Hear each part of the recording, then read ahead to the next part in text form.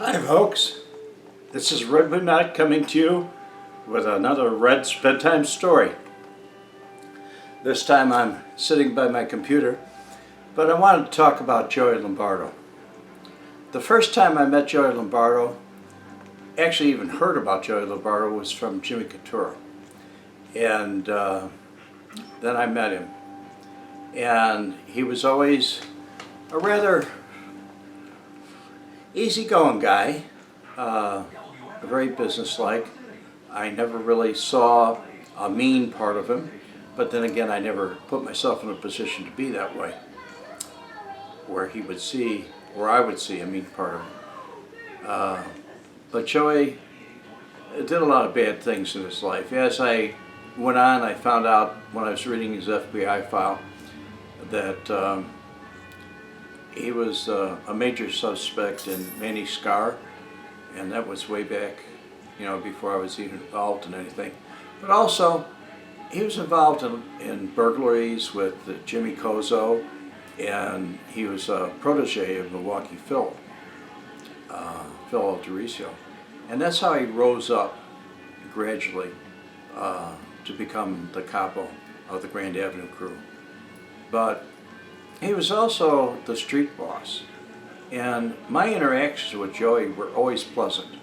He never really threatened me, or he was a clown. He told jokes, stuff like that. Things I read about him and things I heard from other people about him were not so good.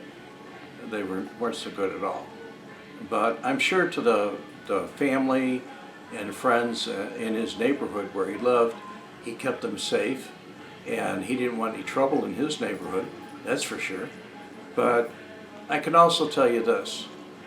He paid for all his crimes, and he passed away here recently.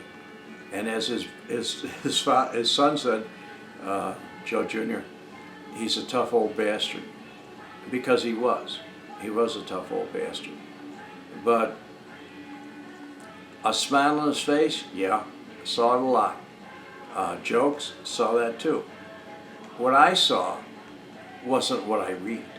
What I read about him and what other people have told me about him, about the Danny Seaford murder, I knew all about that when it happened. It wasn't like, it was like that was his business life, because he was a criminal. He chose a life of crime, and he was just a criminal. And that's what he wanted. But the truth of the matter is, I didn't see that. And I didn't want to see it. I never wanted to see it.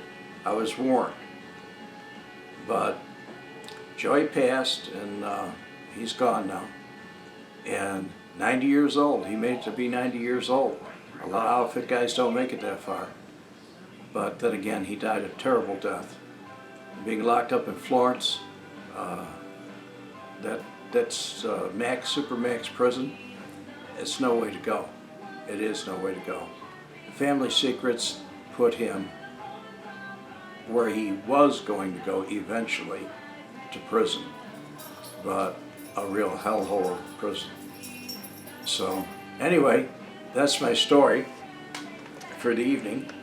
And by the way, I wrote a book, and it's called Nobody Cares and What I Did About It. You can get it at redwemette.com, or anywhere you see the picture of the book. Just click the picture on, and you can order it and get an autographed copy from me for $19.95. Or you can get it at Amazon or any fine bookstore. They'll order it for you for the same price, $19.95. And by the way, it's on Kindle. So you folks that want to put it on Kindle, you can put it on Kindle. But getting back to Joey, Joey was not, I didn't see a mean part of him. One time I did. I saw a very mean part of him, where he'd go down to Skid Row and work out with bums. He'd beat bums up. He'd flash money around, do things like that.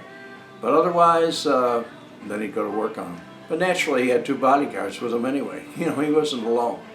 He didn't walk down those streets alone. So, have a great evening, and God bless you.